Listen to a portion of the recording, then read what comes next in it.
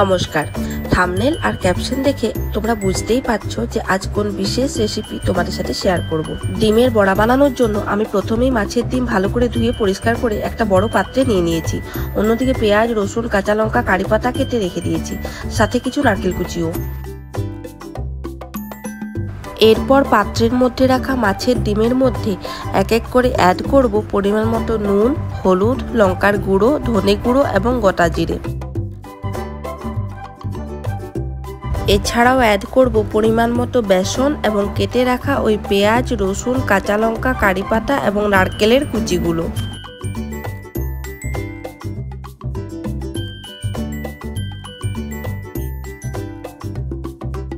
এরপর এই সমস্ত কিছু মাছের ডিমের সাথে ভালোভাবে মাখিয়ে মেশাতে হবে। দেখতেই পাচ্ছ আমি এখানে একটা বড় কাচের মিক্সিং বোল নিয়ে নিয়েছি, যাতে মেশানোটা ভালোভাবে হয়।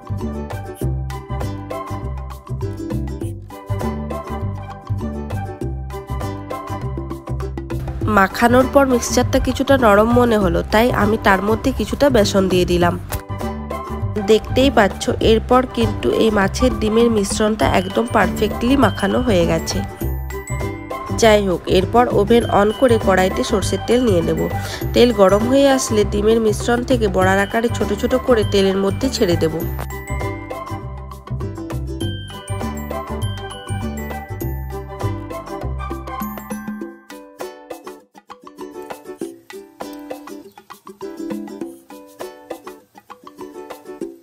আমি এখানে অল্প আঁচে আস্তে আস্তে করে বড়াগুলো ফ্রাই করব, যাতে মাছের ডিমের সাথে সাথে ভেতরের পেঁয়াজ, রসুনও ভালোভাবে ভাজা হয়।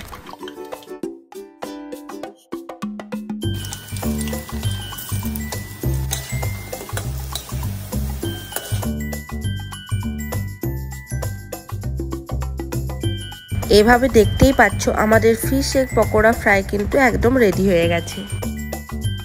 তাই এরপর এগুলো এক এক করে তেল থেকে ছেঁকে একটা পাত্রের মধ্যে তুলে নেব।